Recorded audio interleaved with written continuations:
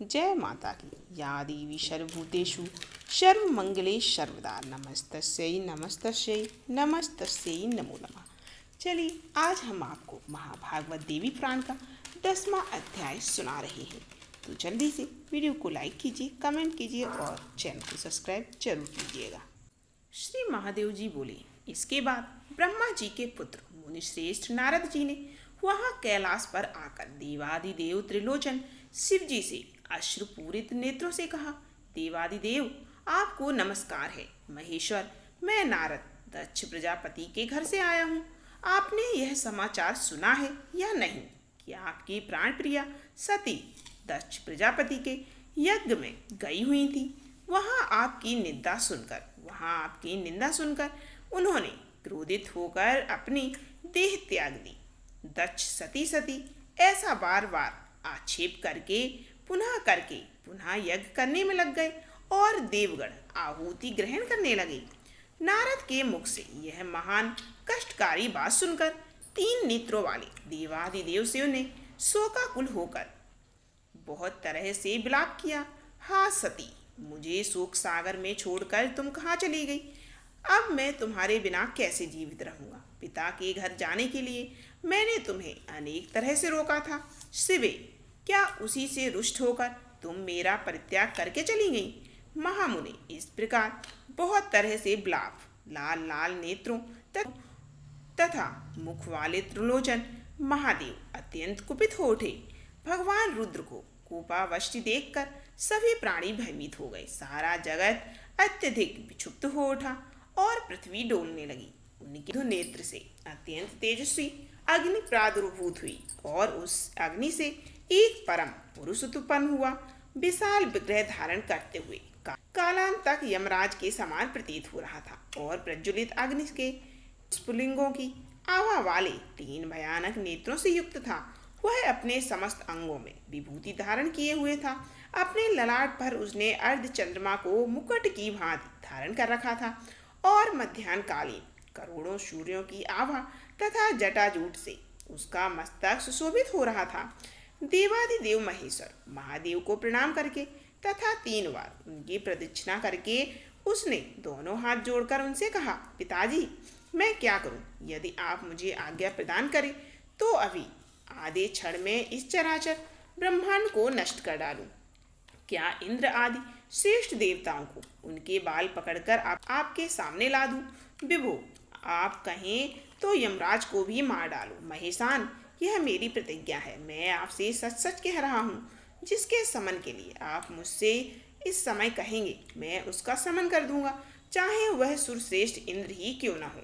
यदि वैकुंठनाथ विष्णु भी उसकी सहायता करने लगेंगे तो मैं आपकी आज्ञा से उन्हें भी कुंठित अस्त्र वाला कर दूंगा। शिव जी बोले, तुम्हारा नाम वीरभद्र है और तुम प्रथम गणों के अधिपति हो।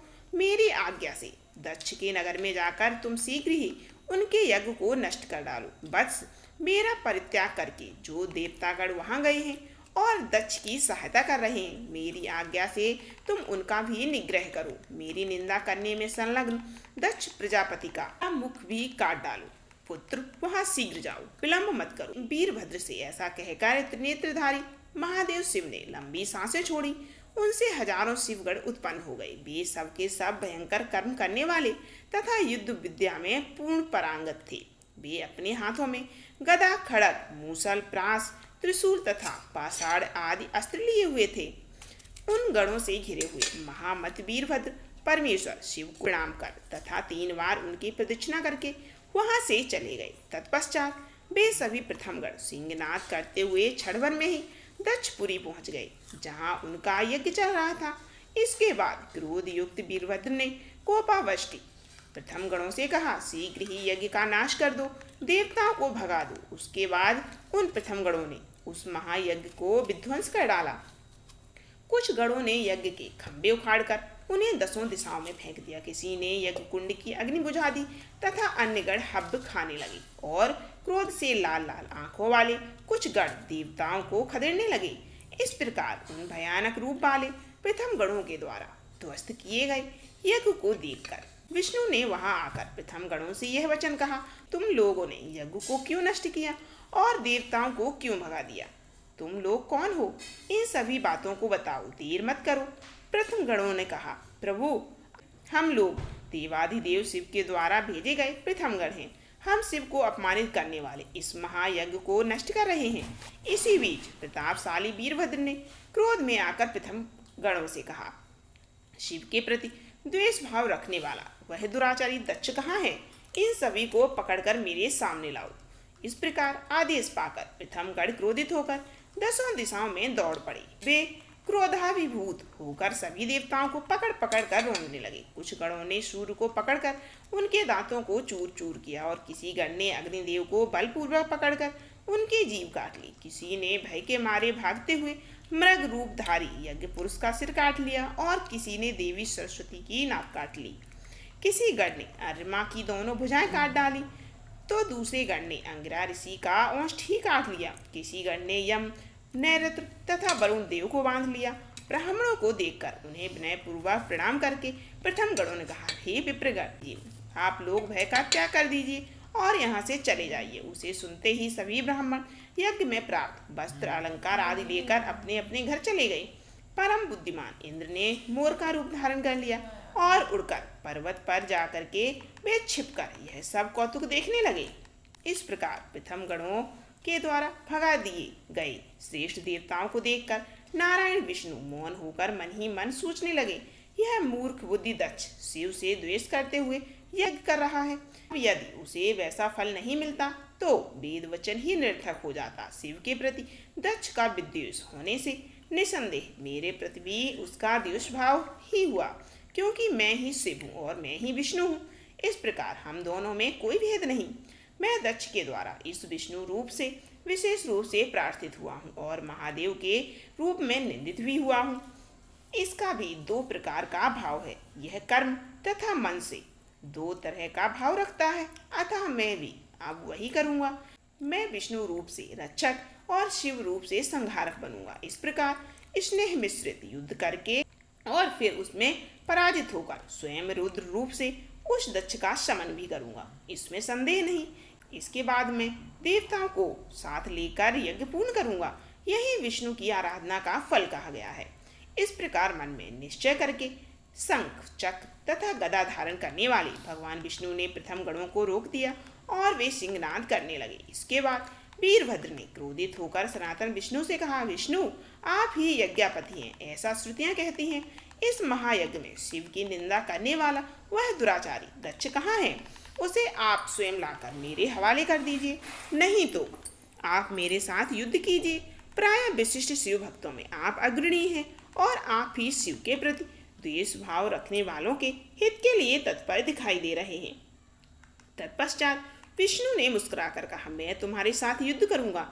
मुझे युद्ध में पराजित कर दक्ष को ले जाओ, मैं भी तुम्हारा पराक्रम देखता हूँ। इतना कहकर विष्णु ने धनुष उठाया और चारों ओर बाणों का जाल सा फैला दिया। उन बाणों से क्षण भर में ही प्रथम गणों के सभी अंग छत बिछत हो गए।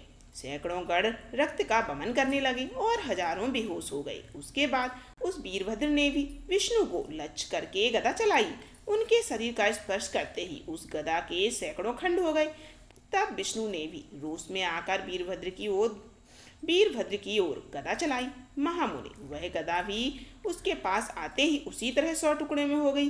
तदंतर क्रोध से दीप्त नेत्रों वाले अनंतात्मा विष्णु ने क्षण भर में ही लोहमयी एक दूसरी गदा उठा ली।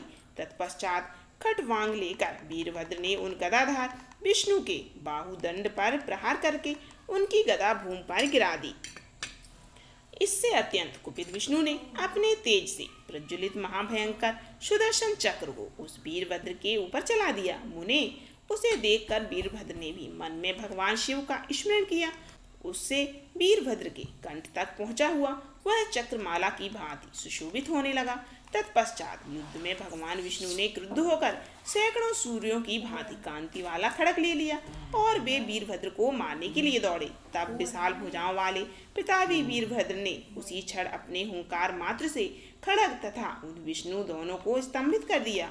उसके बाद क्रोधोन्मत्त वह वीरभद्र स्तंभित हुए उन विष्णु को मारने के लिए शूल तथा मुक्तर उठाकर उनकी ओर झपटा। उसी बीच यह आकाशवाणी हुई, वीरभद्र रुक जाओ, युद्ध में इस तरह से क्रोध को प्राप्त होकर क्या तुम अपने को भूल गए हो? जो विष्णु हैं वे ही महादेव हैं और जो शिव हैं वे ही स्वयं विष्णु हैं। इन दोनों में कभी कोई अंतर ही नहीं है। यह सुनकर महामती वीरभद्र ने शिव स्वरूप विष्णु को नमस्कार कर दक्ष के केस पकड़कर यह वचन कहा, प्रजापते, तुमने जिस मुख से परम पुरुष देवेश्वर शिव की निंदा की है, अब मैं उसी मुख पर प्रहार करता हूँ। ऐसा कहकर क्रोध से अत्यंत लाल नेत्रों वाले वीरभद्र ने दक्ष के मुख पर बार बार प्रहार करके अपने नख के अग्रभाग से उसे काट डाला। साथ ही जो लोग महादेव जी की निंदा सुनकर हर्षित हुए थे, प्रथमाधिपति वीरभद्र ने उनकी भी जीभ तथा कान काट डाले। इस प्रकार यज्ञ के विनिष्ट हो जाने पर ब्रह्मा जी कैलाश पर्वत पर गए और भगवान शिव को प्रणाम करके यज्ञ विधान के लोप की बात कहने लगे। ब्रह्मा जी ने महादेव जी से कहा, आप ऐसा क्यों कर रहे हैं?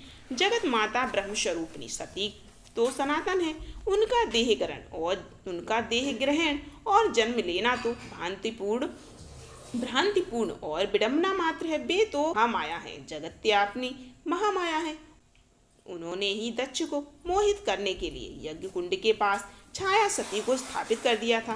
दक्ष प्रजापति को मोहित करने के उद्देश्य से ही वहां छाया यज्ञाग्नि में प्रवेश कर गई और पराशक्ति और परा प्रगति भगवती स्वयं आकाश में विराजमान हो गई। क्या उस रहस्य को आप नहीं जानते? फिर ऐसा क्यों कर रहे हैं? देवेश आइए और अपने शरणागतों पर कृपा कीजिए। आप तो विधि का संरक्षण करने वाले हैं, अतः विधि का लोप मत कीजिए। हम लोगों के साथ वहाँ यज्ञ संपन्न करने के पश्चात परमेशानी सती की विधिवत प्रार्थना करके आप उन्हें पुनः अवश्य देखेंगे। महादेव, अब आप दक्ष प्रजापति के घर चलिए। भगवान, मुझ पर अनुग्रह कीजिए, आपको अन्धा नहीं करना चाहिए। उनकी यह बात सुनकर शिव जी दक्ष प्रजापति के घर गए। वहां शिव को आया देखकर वीरभद्र ने उन्हें प्रणाम किया। उसके बाद भगवान शिव की प्रार्थना करके ब्रह्मा जी ने उनसे पुनः आदर पूर्वक कहा, महेशान, अब आप आज्ञा दीजिए जिससे यज्ञ पुनः आरंभ हो सके। तब शिव जी ने उत्सुक वीरभद्र को आज्ञा दी, वीरभद्र, क्रोध छोड़ो और यज्ञ की सारी व्यवस्था फिर से कर दो। महादेव से आज्ञा प्राप्त करके वीरभद्र ने उसी क्षण पूर्व की भांति यज्ञ को व्यवस्थित कर दिया और सभी देवताओं को बंधन मुक्त कर दिया। उसके बाद ब्रह्मा जी ने देवादिदेव त्रिलोचन शिव से फिर कहा, परमेश्वर, अब दक्ष को जीवित करने के लिए आज्ञा प्रदान कीजिए। उन ब्रह्मा की बात सुनते ही भगवान शंकर ने कहा, वीरभद्र महाबाहु, दक्ष को अवश्य ही जीवित कर दो। देवादिदेव शंकर का वचन सुनकर बुद्धिमान उस वीरभद्र ने एक बकरे का सिर जोड़कर दक्ष प्रजापति को जीवित कर दिया। जो लोग ईश्वर की निंदा करते हैं वे निश्चय ही गूंगे पशु होते हैं। मुने, ऐसा विचार करके वीरभद्र ने दक्ष को बकरे का सिर जोड़ा था। ब्रह्मा जी से प्रार्थना करने के बाद देवादिदेव भय मुक्त होकर पुनः आ गए।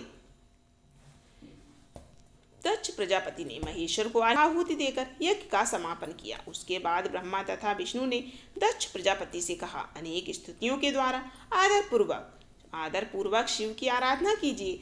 बहुत दिनों तक देवेश्वर शिव की निंदा करके आपने जो पाप अर्जित किया है उससे मुक्ति की इच्छा रखते हुए आप सनातन भगवान शिव की स्तुति कीजिए। ये भगवान शिव स्वभाव से ही आस्तोष है और शिव नाम लेने मात्र से ही प्रसन्न हो जाते हैं। आपके प्रति इनकी अप्रसन्नता तब नहीं रहेगी। उन दोनों की यह बात सुनकर दक्ष ने शाश्वत परमेश्वर महादेव को प्रणाम किया और उनका स्तवन करना आरंभ किया। दक्ष बोले, आपको तत्वतः न तो विष्णु, न ब्रह्मा और न मुख्य योगी गण ही जान पाते हैं, अतः दुर्बुद्धि मैं आपके उस दुर्गम स्वरूप को जानने में कैसे समर्थ होता। आप ही सबके बुद्धित्व हैं, आपकी इच्छा के अधीन ही ये लोक है। तब आपकी इच्छा के वशीभूत मेरे द्वारा आपकी निंदा करने से मेरा कैसा अपराध हुआ? आप शुद्ध परम परात्पर तत्व हैं तथा ब्रह्मा आदि देवताओं के द्वारा पूजित हैं। मैं आपके महान चरित्र तथा स्वरूप का वर्णन कैसे करूं? मैं आपकी शरण में आया हुआ दास हूँ। आपका चरण युगल छोड़कर मेरे लिए दूसरा आलम ही क्या है। शंभु, आप मेरे उस अपराध को क्षमा कीजिए और अपने कृपा गुणों से पाप रूपी सागर से मेरा उद्धार कीजिए। पशुपते, आप भगवान परमेश्वर हैं। इस जगत में जो भी निर्बल तथा महान लोग हैं वे सब आपके ही रूप हैं, क्योंकि आप परमेश्वर के विद्यमान रहते मेरे द्वारा की गई निंदा से उत्पन्न पाप भला कैसे रह सकता है। विश्वेश्वर, कृपा पूर्वक मुझ शरणागत पर दीन की रक्षा कीजिए। आपके चरण कमल पराग को अपने सिर पर धारण करके ही ब्रह्मा तथा विष्णु समस्त देवताओं के द्वारा बंदित चरण वाले हो पाए हैं। इन सभा में आए हुए आप सुरेश्वर को जो मैं अपने नेत्र से देख पा रहा हूँ, वह तो मेरे पूर्वजों का अतुलनीय भाग्य है। इस जगत में सभी देहधारियों में कुबुद्धि तथा सुबुद्धि के रूप में आप ही हैं। आप ही सबकी निंदा तथा बंधन के पात्र हैं। अतः मेरा कोई अपराध नहीं है। दक्ष के इस प्रकार प्रार्थना करने पर आशुतोष दया सिंधु भगवान शिव ने अपने दोनों हाथ से उन्हें खींचकर उठा लिया। शिव के अंग के स्पर्श मात्र से ही दक्ष प्रजापति कृतकृत्य हो गए और अपने को जीवन मुक्त के समान तथा महान भाग्यशाली समझने लगे। मन, वाणी तथा शरीर से परम भक्ति से संपन्न होकर दक्ष प्रजापति ने अनेक विध उपहारों द्वारा शंकर का अभूत सत्कार किया। उसके बाद ब्रह्मा जी ने महादेव जी से पुनः भक्तिपूर्वक कहा, परमेश्वर, एकमात्र आप भगवान सदाशिव ही भक्तों पर अनुकंपा करने वाले हैं, क्योंकि आपने अनुग्रह पूर्वक मेरी प्रार्थना सुनकर दक्ष प्रजापति की रक्षा की। आपको छोड़कर यदि देवतागण कहीं भी यज्ञ में जाएंगे तो वे उसी क्षण निश्चय ही पूर्वोक्त दशा को प्राप्त होंगे। जो नराधम यज्ञ में आपके बिना अन्य देवताओं का यज्ञ करेंगे, उनका यज्ञ कार्य नष्ट हो जाएगा और वे महापाप के भागी होंगे। ये था देवी भागवत का 10वां अध्याय। प्लीज़ वीडियो को लाइक कीजिए, कमेंट कीजिए और बताइए आगे के अध्याय आपको सुनना है या नहीं। सुनना चाहते हैं तो मैं आपको ये अध्याय जरूर सुनाऊंगी।